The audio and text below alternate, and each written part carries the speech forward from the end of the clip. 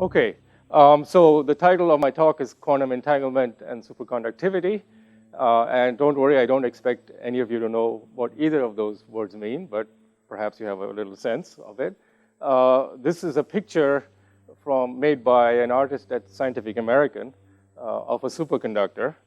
And I can't do better but quote the words of the editor. I mean, this is an article authored by me, but this is a quote by an editor, George Musser at Scientific American, describing this picture. So it says a superconductor levitated by an unseen magnet in which countless trillions of electrons that are moving around in this little superconductor form a vast interconnected quantum state. Okay.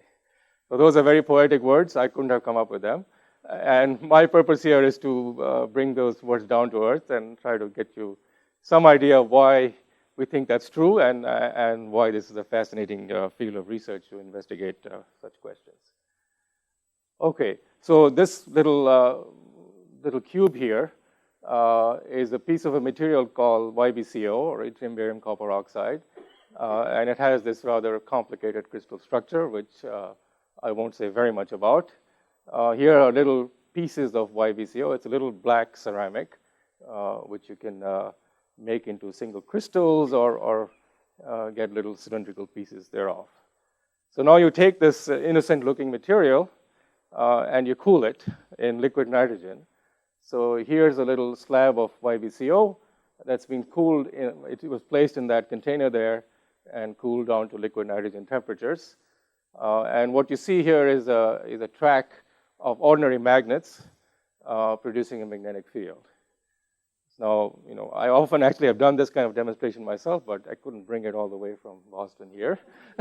But I got this movie from a colleague at Ohio State University, and you can see what happens when you push that little piece of YbCO. It floats along, and eventually it crashes, and it crashed because it heated up, and now it's no longer cold enough to be a superconductor. So that's what a superconductor looks like. And the reason it floats is because a superconductor is able to have currents in it without any resistance. And what happens in the presence of a magnetic field is that it sets up currents which screen the magnetic field. So it wants to get the magnetic field out of its inside and just float, and is able to create these, to cancel out the magnetic field inside easily because of the ability to transfer current so easily. Okay. Here's another picture. That's the little boat here with a crystal of YbCO in the center. And now you push it, and there you go. And that also keeps going for a while. Okay. Yeah, all right. So that can keep going for a long time as long as there's liquid nitrogen in there. So the amazing thing is this sort of experiment you couldn't have done before around, I would say, 1990 or so. These materials were discovered around in the late 80s, early 90s. And these were the first materials that display these remarkable properties as temperatures as high as liquid nitrogen. Here are our dreams of what superconductors could be useful for. Magnetic levitated trains, they are already used in various magnets for MRI, in places like CERN for high magnetic fields.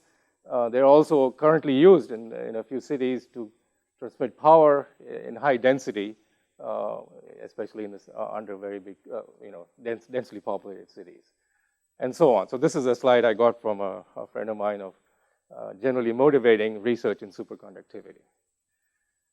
Okay, so let me get back to this wonder material, YbCO, and I want to just tell you one important feature of this crystal structure. The most important feature is that it has a square lattice here of copper and oxygen ions. So that's copper and oxygen, they're orange and red. And if I focus in on that square lattice, that's where all the action is. It's the electrons that are moving around in this square lattice of coppers and oxygens that is responsible for the phenomena I just showed you. In fact, for the most part, you can even forget about the oxygens. There's a single electron on each copper atom that's active in the superconducting state.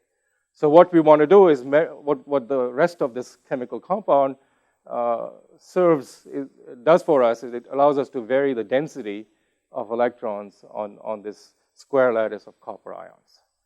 So, nature has given us a, wonderful way of creating this very regular arrangement of copper ions and also allows us to vary the density. And amazingly, once you do that, you get a superconductor. And our purpose is to understand why and what causes it to superconduct at such high temperatures.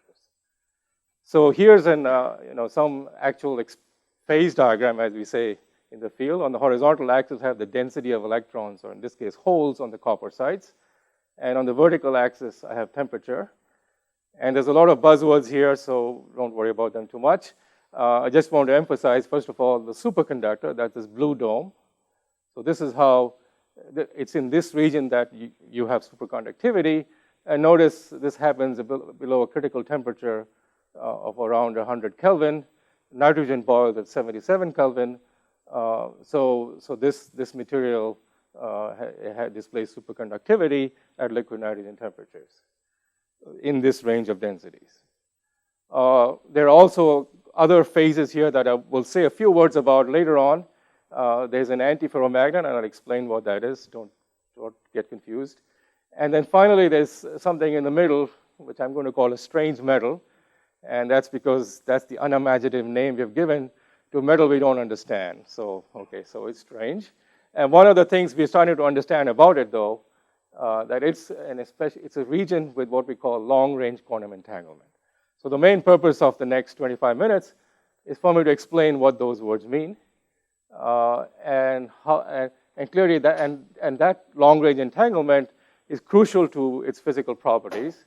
And so we want to really understand the physical properties as well as we can, because only when we are able to do that, we'll be able to predict or compute what the critical temperature is for superconductivity. So that's the reason for focusing on all these other phenomena in this phase diagram, because only after we have understood those can we understand what terminates the superconductivity. All right, so that's kind of setting the stage. Now I'm going to step back and really try to explain some of these concepts and then come back to the materials as we go along. So I'm going to now begin with some very elementary discussion of quantum mechanics, the kind you would learn in a standard undergraduate course here, but try to do it without equations and with a few pictures. And there's just a few basic ideas that I need to get across. So one of the most fundamental properties of quantum mechanics is quantum superposition. And this is most dramatically illustrated by the famous double slit experiment. So what's shown here is a sketch of what would happen if you had waves on ordinary water waves going through two slits. And each of these slits would radiate its own wavelets, and those waves would then interfere, and you'd get a characteristic pattern of high intensity and low intensity waves on some screen associated with just the motion of these waves on water. Now, so that's what waves behave like. Now, one of the great discoveries of the early part of the 20th century was that even electrons behave in almost exactly the same way. We did exactly the same experiment with a gun, which is emitting electrons, like that would be found at the back of the old TV tubes. And you make the electrons go through two slits, and you measure the electrons appearing. You would see the same characteristic light and dark patterns that you saw for water waves. Okay, so you say, oh, that's great. So the electron's a wave. What's the big deal? I'm happy I can deal with that. But it's really much more subtle than that. It's not really a wave because when you measure the electrons coming in, they come in one by one. Unlike the water wave, where you just see the wave intensity come in, the electrons arrive discretely. And it's only after you see many, many electrons and look at the collective pattern does it look like a wave. So it really has both a particle-like and a wave-like nature, and that's really what makes it so mysterious and unlike anything we've learned from classical physics. So here's another picture, okay, I already said that, illustrating the same idea. So here's the electron gun, and the electrons are coming out of these two slits. So they look like waves. This is what water waves would look like. But unlike water waves, when you look at what's happening on the screen, you see the interference pattern, but you see it build up very gradually only after you've watched millions of electrons come through. And then the average pattern of the electrons after they've all gone through would look like wave interference. So that's really what makes quantum mechanics so counterintuitive and really hard to swallow when you first learn about it, but it's true. I mean, this has been checked many, many times. It has both the particle-like and the wave-like nature. So we want to have some formalism to try to talk about this a little more precisely. And so one way to answer that is to ask the following question. So you're telling me the electron is a wave, and a wave really goes through both slits and interferes with itself and gives you this pattern. But then you're also telling me it's a particle, and if it's a particle, it surely went through either the left slit or the right slit. Which one did it go through? And so you can try to ask that question and look at the electrons as they go through. And when you do that, you find that they in fact either go through here or there. And once you know that, you find that there's no interference pattern. So the act of measurement changes the result. And that's the one illustration of the famous uncertainty principle. So the only conclusion we can come up with is the following, that we think of the electron as really having passed through both slits, even though it's a particle. And that's the only way we can understand the result of the experiment. And that's the central idea of quantum superposition. So we say there are two possible states of the electron. There's the electron state where it's on the left, and there's the electron state that is on the right. And the electron, when you're doing this experiment, is in this mysterious superposition state, which has no analog in Newtonian physics, which is in both places at the same time, in one way of saying it's left plus right. And that's really the central thing that you have to understand. And once you get that or accept that, many, many interesting properties of nature and electrons follow. Okay. All right, so I've explained then quantum superposition. Now, what is entanglement? Well, entanglement is almost exactly the same idea, but now applied to two electrons at the same time, and more. Okay. So here imagine the following thought experiment. Let's take a single hydrogen atom, and a hydrogen atom has an electron around it. We ignore the proton. And I'm going to represent the electron by this arrow. And this arrow, in some sense, represents the direction in which the electron is spinning on its own axis. Now, one of the peculiar things about the electron, which actually Dirac was the first to explain, that the electron has only two states in which it spins. One is spinning clockwise, and the other spinning anti-clockwise. So there's two possible quantum states of the electron as it's spinning on its axis, up or down. Very analogous to the left and right states of the electron as it went through the two slits. So in a hydrogen atom, the electron picks one of these states, say up. But now let me form a molecule. A hydrogen molecule has two electrons in it. And this should be a down here, up over there. And what we know from many, many experiments and calculations, that the state of the two electrons on the hydrogen molecule looks something like this. It's again a superposition, but it's a superposition of one electron being up and the other being down. And the other term is the first electron is down and the other is up. So in this state, each electron is both up and down at the same time, but its orientation is correlated with the other electron. So there is a very subtle sort of entanglement, as we say, between the spins of the two electrons. So so now it's a superposition of two separate states involving two separate electrons. So it's the same idea of superposition, but taken one level further. All right, so now we certainly accept this is what's happening in a hydrogen molecule, but one of the things that Einstein in particular, rather in the 50s, I think, pointed out that this leads to some rather very strange paradoxes, as we call them, but they're not paradoxes at all because this is true if you could do such an experiment. So here's this kind of thought experiment that Einstein and others considered. Imagine you have a hydrogen molecule, which I pictorially represented it as a superposition of this state of the two electrons and this state of the same two electrons. And now imagine that I'm able to separate the two electrons without disturbing their spin. So that's not so easy to do, but let's just imagine you could do that. In principle, you could do that if you had a sophisticated enough experiment. So I take the two electrons and separate them far away. One I keep here, the other I send all the way to the moon or anywhere I want to send it. And if I haven't disturbed the spin, then these two electrons are still entangled. So if this electron is up, that's down. And if this was down, that's up. And that's still true no matter how far apart they are. So now I come in, and this is sitting in my laboratory. I measure this electron. And I measure this electron and see that it's down. Then I know from my knowledge of the initial state and the entanglement of the two electrons, the other electron is up. So I know for sure that if someone else were to measure the other electron, they would see up. Although it'll take me some time to send a signal to the other person that that's what you should see. But there is, in some sense, the quantum state of the electron is instantaneously determined. Once you measure this to be down, then the other one has to be up. So the basic principle we learn here is that the state of the two electrons, in some sense, is not local. It's the idea of once you have these two electrons entangled, it doesn't matter how far you separate them, they still share the same knowledge, if you wish, the same quantum state, because they're entangled. So this is what's called the Einstein-Podolsky-Rosen paradox, but in quotes because it's not a paradox. It is true. Measurements of one particle can instantaneously determine the state of the other particle arbitrarily far away. So that's what entanglement is. It seems like a very even more counterintuitive than superposition, and has much more dramatic consequences in this sort of thought experiment. Okay, so I've explained then what entanglement is and superposition, and that's really all you need to know.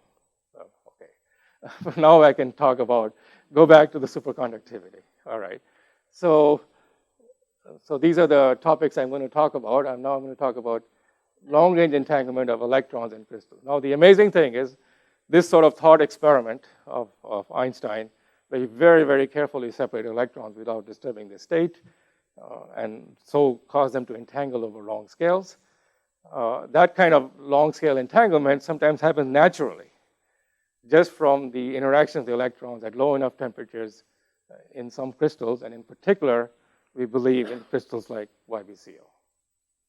So what I'm going to show you then is some hand-waving sketches of what the quantum state of the electron might look like in this strange metal region and also in the superconductor. To do that, let me begin at the very left, this antiferromagnet. So now I'll explain what that is. So the antiferromagnet has the electrons with their spin oriented in this checkerboard pattern. Half of them are up and the other half are down. And this we know from various experiments. And so now in this state, there are correlations between the electrons. If this is down, I know that every second side is down. If this is up, again, every second side is up. That's a correlation, but it's a classical correlation. There's no entanglement because there's no superposition of different states. I've just, put them black, red, black, red, black, red, and that's it. That's a very classical type of correlation that is present in the antiferromagnet. All right, so now I add in a few holes and ask what happens. So this is the antiferromagnet. I'm going to remove a few electrons, so I just remove some density P of the electrons. And then I ask what happens. And one of the things we believe happens is the electrons start to entangle with each other. So I'm going to take these electrons and pair them up nearby, very much like that in a hydrogen molecule. So there it is. So each of this looks very much like a hydrogen molecule. Each ellipse represents two electrons with their spins entangled, one up, the other down, minus this down, that's up. So that's a very local type of entanglement, and it seems to happen in this material as you dope the system. And now once you've done this, I want to now give you a very simple sketch of what leads to superconductivity and what really long-range entanglement is about. So now we've got these pairs of electrons which are entangled with each other, and we can now imagine the pairs start hopping around. That pair moves, and this pair moves, and that pair moves. So this is not entanglement. This is just a single pair, moving around between different locations. So it's in a superposition state where each pair of electrons is here and there and there. And so there's a superposition of pairs of electrons through the entire crystal. So that's the phenomenon we call Bose condensation. This long-range, superposition of electrons in different places at the same time, or pairs of electrons in different pairs at the same time. And that's what leads to superconductivity. So this is something that's been well understood since about the 60s, that whenever you have superpositions of pairs of electrons at different locations, you get this phenomenon of easy flow of current. And you can see why. If these electrons are hopping very easily from here to there, they can perhaps also carry current without much resistance. Okay, so that's superconductivity. But then the question is, how do you get high temperature superconductivity? What's special about these new materials that cause them to superconduct even in high temperatures? Well, what we believe, many of us believe, and there's increasing evidence for it, that entanglement plays a role. So now I want to imagine the state of these electrons and imagine a different process. Focus here on these 4 electrons here. So these 2 electrons are paired, and these 2 electrons are paired. Or, sorry, they're also entangled. So this electron is entangled with that one. This is entangled with that one. But now imagine that I have a quantum process in which they exchange partners, like that. Nothing's moved. They've just exchanged partners. So this is also now, if you wish, an entanglement, but it's an entanglement of bonds. It's a higher level of entanglement. First, pairs of electrons entangled. And now the pairs themselves are entangling with each other by this correlated resonance between the bonds. So this is the kind of thing, if you know chemistry, benzene has a resonance between two different double bond configurations. This is just a simpler, it's similar to that. But now you can imagine far more complicated processes where not only these 2 pairs entangled, but those entangled. And then you keep going. So you get higher and higher levels of entanglement over essentially, in principle, even infinite scale. So there you can get long-range entanglement between pairs of electrons and pairs of pairs and so on and so forth, and get a very complicated wave function that I'm just showing you. When I started out the lecture, it was left plus right. That was very simple. Here it's this plus this plus this plus this and so on. There's an infinite number of configurations. They all entangle with each other in some complicated way. And that's the vast interconnected quantum state that the editor at Scientific American so aptly described. So our task really has been, to develop tools and methods to calculate with these very complicated quantum states with long-range entanglement. And that's what many of my colleagues and I have been working on in the hope of eventually understanding these superconductors better. So this raises a question. So that's a nice story that I've told you. But can you really prove this? Can you go in and do a measurement on these electrons in this crystal and see the entanglement? And the short answer is no. I mean, that's just way too difficult. It's a very subtle type of quantum correlation between the states of the electrons, and anytime I measure it, I don't actually see those details. I just collapse the wave function, the state of the electrons in a particular configuration. But, the experiments are getting better and better, and we've had some ideas on how perhaps, maybe not directly, but indirectly, there's some signatures of this entanglement. So I'm going to show you the results of some very beautiful recent experiments by a colleague of mine at Cornell, Seamus Davis. And we've used those results to interpret the presence of entanglement, but that second part I will not be able to go in details today. I did discuss that in my lecture yesterday a bit. So the tool that Seamus Davis and others use is called scanning tunnel microscopy. And they especially apply this to this mysterious DW region.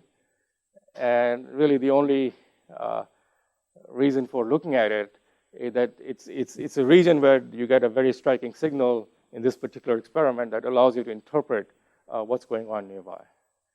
So here's the experimental apparatus. Here's a little sample of YBCO, and you bring a little tip next to it with a very fine, at least a single atom at the end of the tip, and you measure the current from the end of the tip into the superconductor here.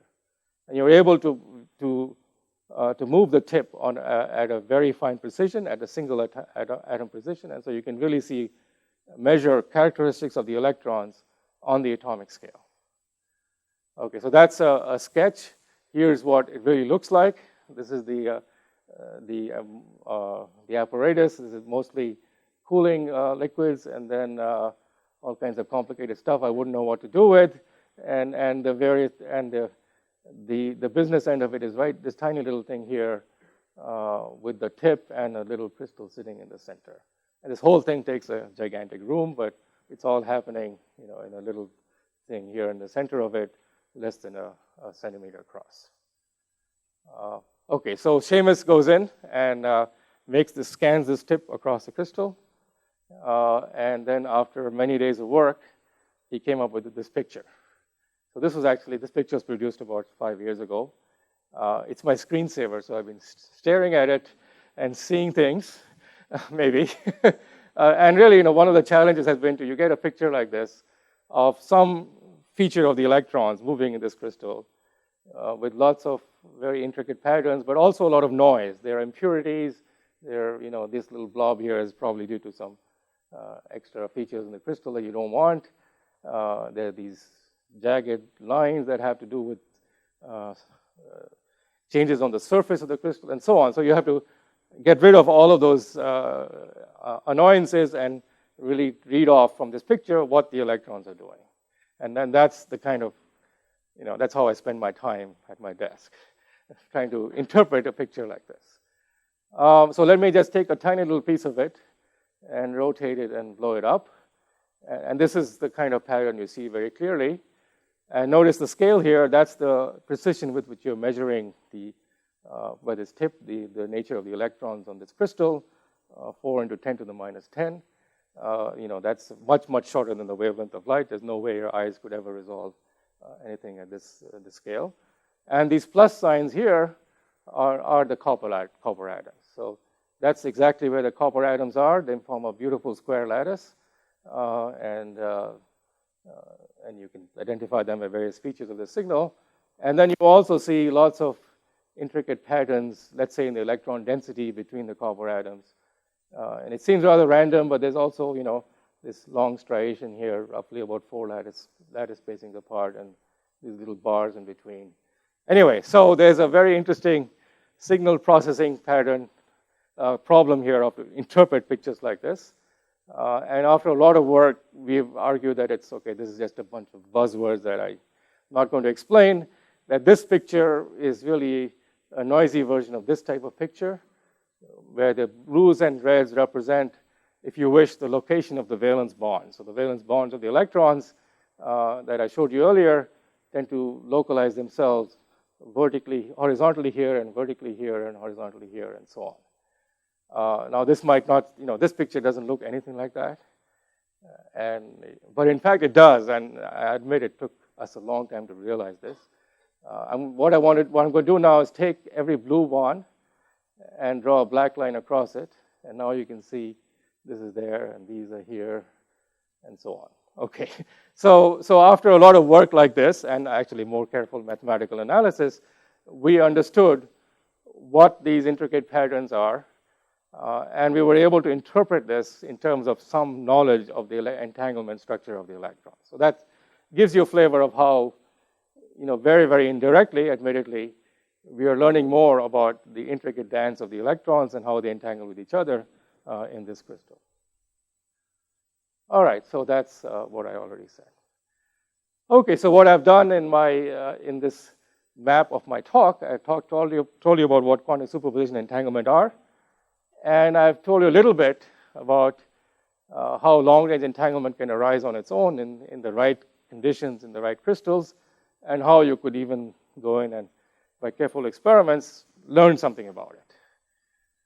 All right, so in the remaining time, I want to introduce an entirely different subject, which would sound completely crazy if you're following my talk. I'm going to talk about string theory and black holes. So what does this have to do with electrons and crystals? And the common theme, as you can see, is the one of entanglement. As the entanglement turns out to be a phenomenon not only present in crystals, but also at black holes. And amazingly, there turns out to be a relationship between them. And that's also been very useful to us in understanding our mundane experiments in this little laboratory, making analogies to what happens at an astrophysical scales in black holes. So that's the power and beauty of quantum theory. It applies in many different situations and very similar ideas. Okay, so what is, so here's my picture of long-range entanglement. And as I said, I mentioned earlier that it has a kind of a hierarchical structure. First, these two electrons entangle, then the bonds entangle with other bonds, and then so on and so forth. And so there's a pictorial way of representing this hierarchical structure shown here, where these are, each circle here you can imagine is some electron, some state of some electron. And this we refer to as depth of entanglement. So this little blue square represents these two electrons entangled with each other. And then you take these two pairs of electrons and combine them into a single degree of freedom. And then you entangle, and then you rotate that, and you entangle that, and you keep going, okay? So you entangle pairs of electrons, you entangle pairs of pairs, and so on. And this is like a pictorial way of representing it. So this, okay, so just keep this picture in mind for a minute. Now let me talk about string theory. I know, that's a lot. But I know very little string theory, actually, quite frankly. So what do you need to know about string theory? The string theory came from a completely different corner of physics, where people were trying to unify the model of elementary particles, like quarks and a proton, with Einstein's theory of gravity. And what they discovered that you could unify all these interactions if you thought of all the elementary particles, including the graviton, the photon of light, the quarks and a proton, as different modes of vibrations of some elementary string. So each node of the string corresponds to a different elementary particle. And this turns out, in fact, is the only known way today of at least consistently unifying gravity with the standard model of particle physics and quantum mechanics and relativity all in one beautiful structure. We don't know that's what's really happening in our universe, but it's one way, the only way we know today to put all these ideas together. Okay, well, I'm not really interested in all of this, in this talk anyway. But while string theorists were playing around with string theory, they came up with a certain thing that strings could do. And the idea of what they call a D-brane. So what is a D-brane? So brane, this is really a modification of membrane. And so D meaning there's a membrane here which has D dimensions. So in our world, this would be, for the electrons moving in this copper-oxygen plane, that's a two-dimensional, it's just a surface. And the special property of a D-brane is that these strings whose vibrations make up all the elementary particles like to have the ends stick to the ends, stick to the D-brane. So now, if I'm sitting on this surface, I'm an ant moving on the surface, I only see these blue dots moving around and interacting with each other. Whereas if I look at it from a broader sense, each blue dot is really the end of a string which is vibrating in a higher dimensional space.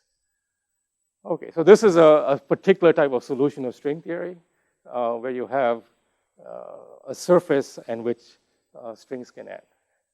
Now, the beautiful thing is that if I looked at the quantum theory of just these blue dots, they turn out to have long-range entanglement. So from the point of view of an ant moving on that D-brane, you have a quantum state that has long-range entanglement, and the only purpose of the strings is to give you some information on where the entanglement is. And to make that a little more precise, here was the network representation that I introduced earlier of the hierarchical structure of entanglement of, say, electrons in a crystal. And here's a picture of strings sticking to a D-brane. And so this extra dimension beyond the D-brane, which was the emergent direction relative to the D-brane of string theory, that we should really view as the depth of entanglement. So that's kind of the formal analogy. It turns out string theory leads very, very naturally to states with long-range entanglement.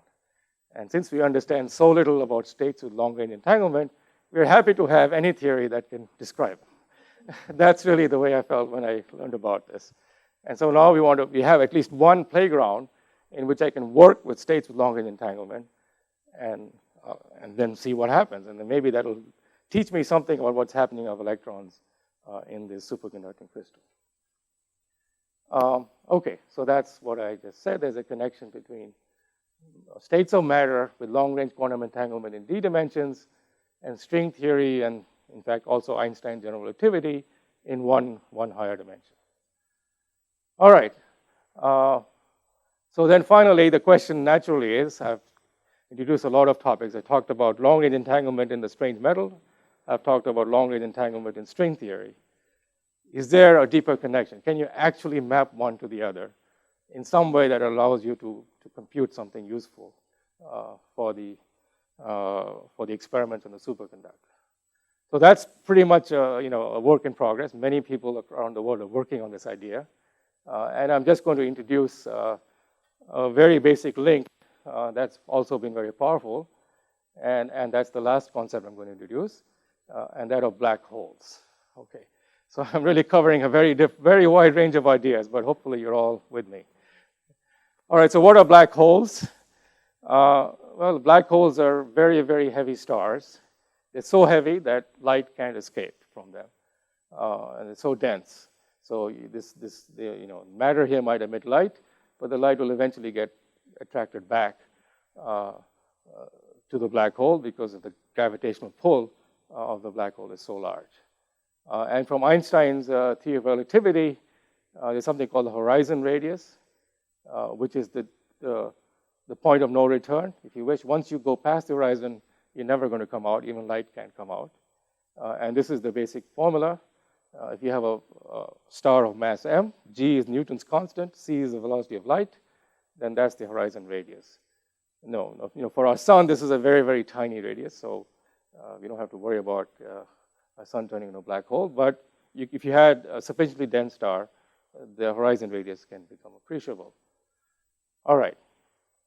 But now imagine the following thought experiment, which was similar to what Bekenstein and Stephen Hawking considered in 1974. Let's take a black hole and entangle electrons across the horizon.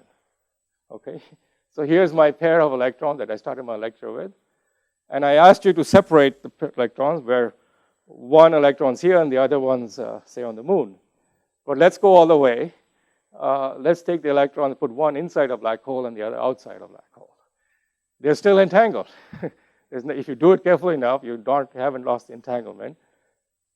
And the state of the electron inside is entangled and correlated with the state of the electron outside. But of course, if you're sitting out here, say this is the outside, and you have this electron in a laboratory, there's no way you can ever know the state of the other electron because it's really past the horizon. It's gone forever. It's lost to you. So since it's lost to you, in some sense, the state of the other electron is undetermined, so the state of this electron can be either up or down randomly. And so you have the idea of a black hole horizon, I've already mentioned this, having an entropy. So once you have a black hole horizon, there's an entropy of quantum degrees of freedom outside it. And that was Bekenstein and Hawking's very great contribution. Bekenstein just died a few weeks ago. And Hawking is the one who made this quantitative and also showed associated with the entropy outside a black hole horizon, there's a temperature. All right, so you now, what's beautiful now is that using these ideas of gravity and black holes, you're getting thermodynamic concepts, ideas of temperature and entropy, which are the kind of things we use in studying electrons in crystal. That's how we are measuring various properties of the electron in a crystal. And so you can ask, are there certain black hole solutions whose entropy and temperature are similar to that of strange metals? So maybe they'll have similar physical properties when properly interpreted in their respective physical context.